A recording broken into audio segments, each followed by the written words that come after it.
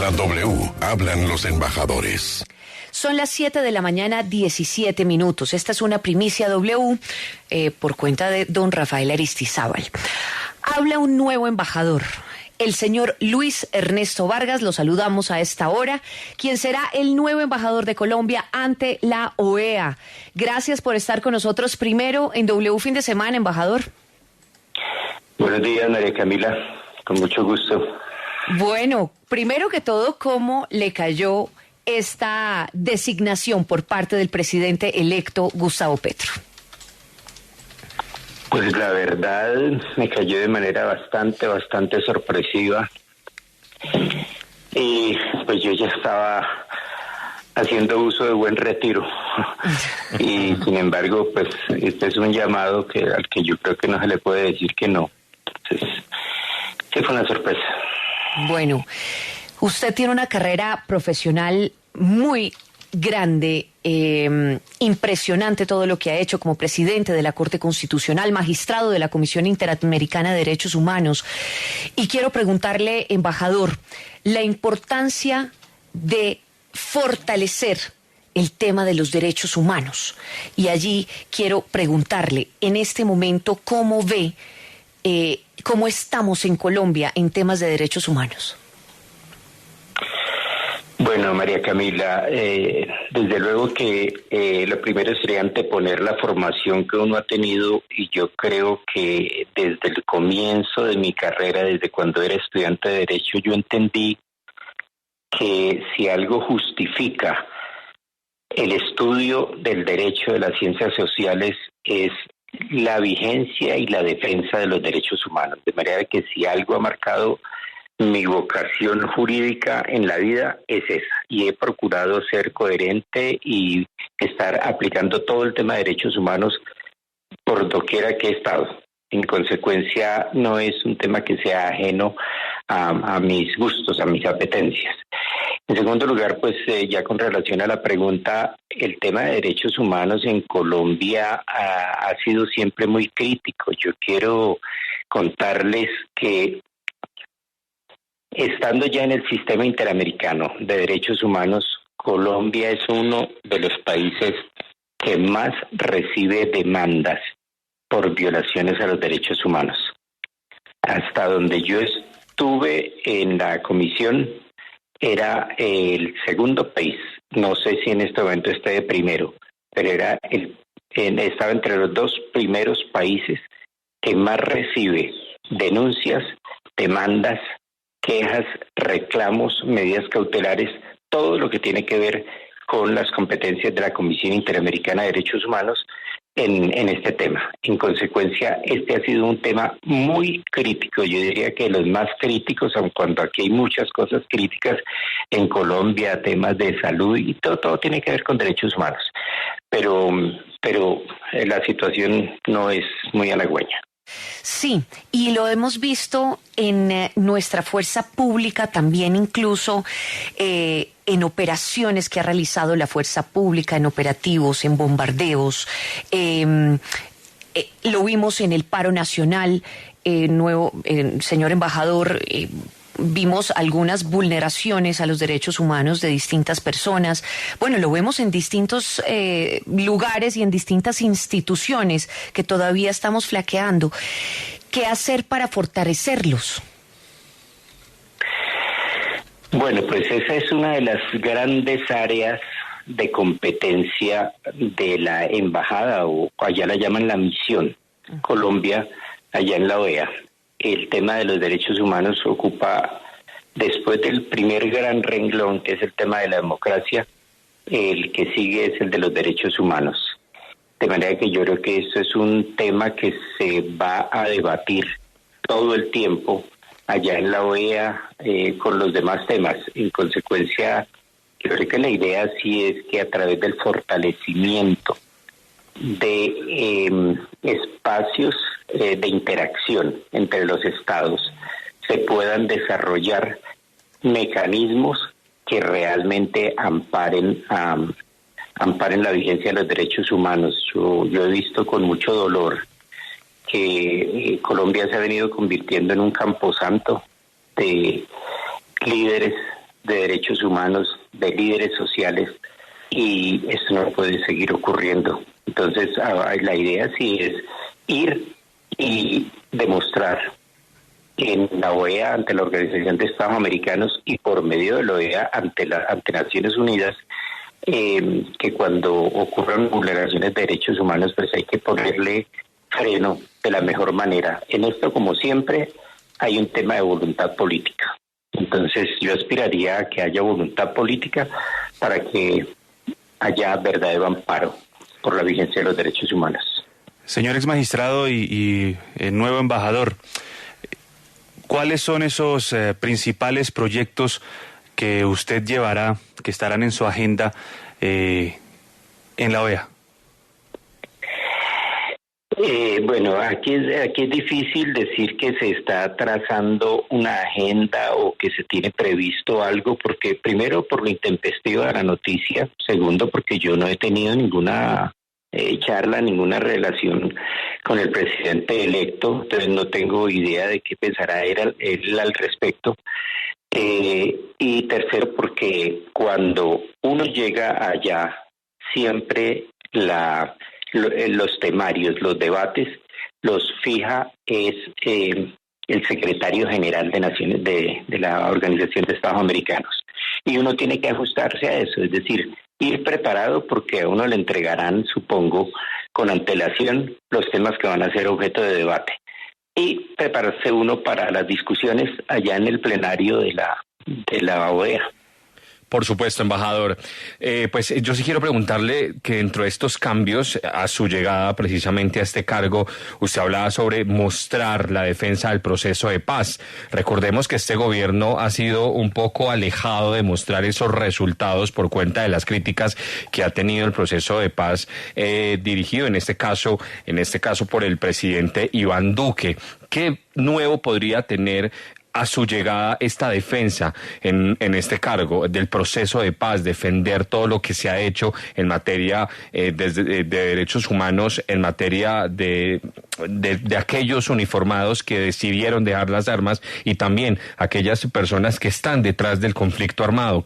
¿Qué podría llegar a cambiar dentro de su puesto?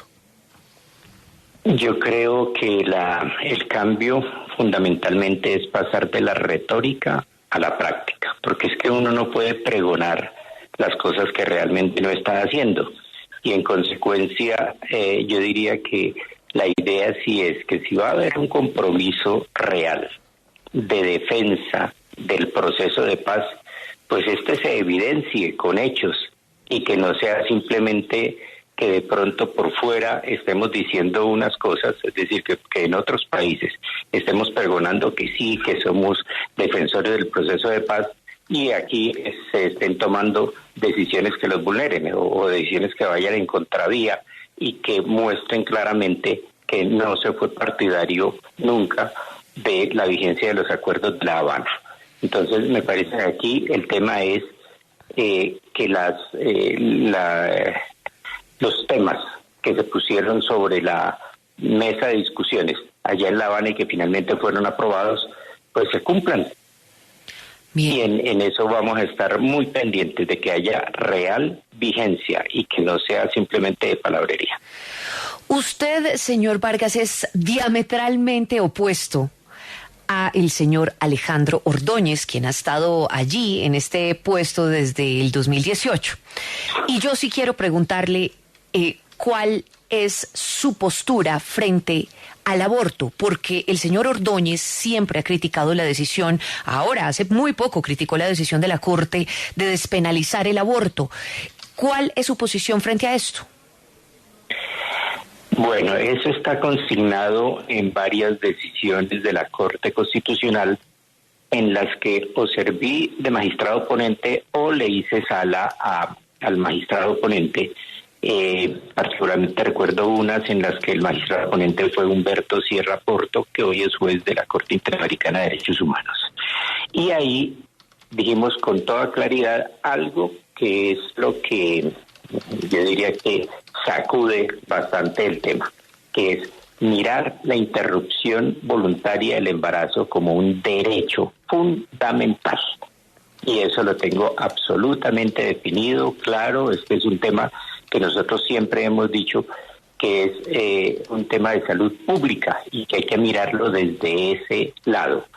Y en consecuencia, en ese sentido, por supuesto que somos polos opuestos con él, porque en ese instante él era procurador general y tuvimos pues dentro del límite de nuestras competencias bastantes desencuentros en cuanto a las posiciones que asumimos. Son totalmente distintas. O sea, yo soy partidario realmente de la despenalización voluntaria del embarazo, de la despenalización de la interrupción voluntaria del embarazo. Señor embajador, pero en línea con la pregunta de María Camila, el embajador Ordóñez hace 2 meses incluyó a Colombia dentro del Consenso de Ginebra, un grupo de 36 países en contra totalmente del aborto. Con su llegada quiere decir que esta inclusión se va a reversar y Colombia no hará parte de esos 36 países que se oponen al aborto. Bueno, pues realmente yo desconozco en este momento lo que se llama consenso a que se haya llegado, pero en el momento en que tenga que manifestarme con relación a esto, voy a mantener la coherencia de la línea que trazamos jurisprudencialmente en la Corte Constitucional y que además de eso ya la expresamos también de alguna manera en unas discusiones en la Comisión Interamericana de Derechos Humanos. Es decir, que se retiraría Colombia de este consenso. Desconozco, de él, por supuesto. Le digo, sí, pero la posición que vamos a asumir es totalmente distinta. Bien. Señor embajador, quiero preguntarle ahora por el tema de las relaciones con la Comisión Interamericana de Derechos Humanos, un órgano de la OEA, porque este gobierno fue muy crítico, tuvo muchísimos choques, incluso el del último informe de derechos humanos a partir del tema del paro nacional. ¿Qué va a cambiar con su llegada a la OEA en estas relaciones gobierno con la CIDH y cómo evalúa el tratamiento que le dio este gobierno a la CIDH?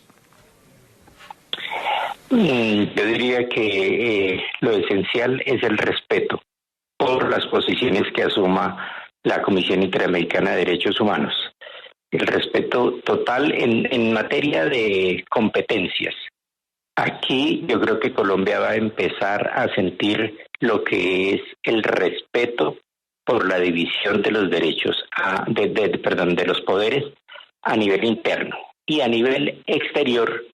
El respeto por la autodeterminación de los pueblos y el respeto por las decisiones que asuman los distintos organismos. Entonces va a haber un respeto total, tanto por las decisiones judiciales como por las decisiones de los organismos internacionales. Y sin que nosotros estemos dando carta blanca para lo que vaya a hacer la Comisión Interamericana de Derechos Humanos, que tiene hoy día una estructura diferente, bueno, estructura no, pero sí una conformación distinta un poco de cuando yo estuve allá hasta hace muy poco tiempo, hace el año 2020, 1 de enero. Entonces ahí también ha habido un cambio y yo creo que lo ideal es mantener el respeto por las decisiones, pero vigilando muy de cerca lo que realmente se esté haciendo por parte de esta comisión en algunos de los países del orbe americano, de los 35 países de América. Señor embajador, si quiero preguntarle cuál será la relación con los otros miembros de la OEA, como Venezuela, Nicaragua y otros países demás, teniendo en cuenta que el actual gobierno no los quieren en la misma, es decir, y además con la posición que ha tenido el actual presidente electo Gustavo Petro con la llamada a Venezuela. En este caso, ¿cuál será la posición dentro de ustedes en la OEA con estos países que han tenido rezago dentro de la misma? Desde cuando yo era estudiante de Derecho, aprendí que el principio más sagrado que existe en el derecho internacional público es el de la libre autodeterminación de los pueblos. Y ese respeto que uno debe tener por ese principio me llevaría a pensar que vamos a respetar al máximo el gobierno que se dé cada país y con respeto. Si hay que criticarlo, si hay que censurarlo, si hay que llamar la atención, pues lo haríamos, pero bajo la vigencia de ese principio que lamentablemente se ha estado perdiendo, porque es que cuando un gobernante antepone su posición política de manera prefijada y sin pensar realmente en las consecuencias, pues termina afectando a los colombianos. Entonces, si se toma una posición, por ejemplo, frente a la frontera con Venezuela, y eso termina afectando a los colombianos, yo creo que lo primero que hay que hacer es pensar en los connacionales, pensar en los derechos de los colombianos y no pensar en la posición política que uno tenga, repito, de manera preestablecida, porque yo creo que ahí se está violando el principio de autodeterminación de los pueblos. En junio del año pasado, en pleno furor de las protestas, el embajador de Colombia ante la OEA, el señor Alejandro Ordóñez, el actual, cuestionó la mayoría de posiciones asumidas por la ONG Human Rights Watch y fue muy crítico del señor José Miguel Vivanco por sus posturas frente a la primera línea.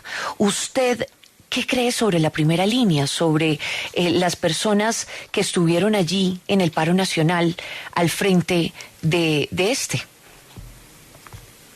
Bueno, por lo que yo entiendo, ese tema de la primera línea que ha sido muy denostado en Colombia fue algo que se fue formando en la vigencia de los movimientos, de los ceses que hubo en esa época. Y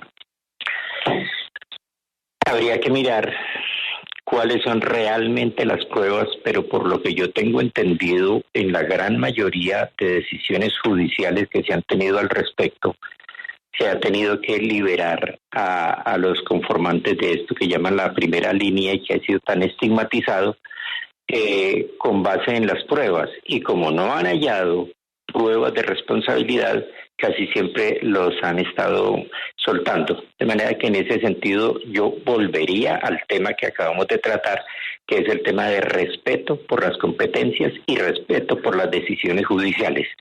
En ese sentido no creo que pueda tenerse una posición preestablecida, por cuanto yo pues he sido juez durante 40 años y lo que más respetamos es el trabajo que se haga, porque cuando un juez toma una decisión, lo tomes con base en las pruebas.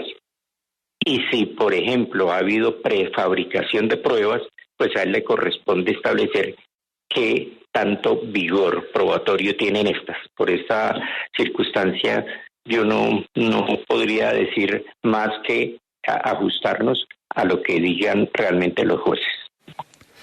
Señor embajador, antes de despedirlo quiero insistirle por el punto de la CIDH y particularmente de las recomendaciones, que incluso hace unos meses salió un informe de la CIDH donde se señala que pues hay muchas de ellas que no han sido implementadas, no fueron implementadas en el gobierno actual. Desde su posición como embajador en la OEA, ¿habrá respaldo a estas recomendaciones, como por ejemplo retirar la policía del Ministerio de Defensa y otras en materia de derechos humanos que fueron diagnosticadas para Colombia? En gran parte, pero muy alto porcentaje, yo leí las recomendaciones de la CIDH y estoy de acuerdo con ellas. En consecuencia, en lo que pueda, voy a tratar de respaldar esas posiciones que asumió, porque conozco realmente el trabajo de la comisión por dentro, conozco la seriedad. Hay algo que de pronto la gente no entiende y que lo desorienta, para decir lo contrario. Pero cuando yo estuve allá en la comisión, se hace un trabajo exageradamente intenso. Hay días en los cuales todo el personal que ha sido asignado trabaja 16, 17 horas diarias. El almuerzo que allá se consume es sencillamente meterse en una camioneta mientras se hace un traslado y está tomando allá un yogur con un sándwich, y eso es todo el almuerzo, pero con tal de cumplir cabalmente las agendas. Ese trabajo que hizo aquí la comisión y que lideró en ese momento la comisionada Antonia Urrejola, que hoy es la canciller de Chile, fue un trabajo encomiable. y repito, en gran parte lo respaldo y lo comparto. Muy bien, ya nos queda completamente claro todas sus opiniones, todo lo que va a pasar allí en la OEA, y muchísimas gracias Luis Ernesto Vargas, nuevo embajador de Colombia ante la OEA, por haber estado primero en W Fin de Semana. La mejor de las suertes en su nuevo trabajo, de verdad tiene usted un reto muy interesante. Muchas gracias y con mucho gusto. Fue un placer, María Camila. 7:37, esto es W Fin de Semana.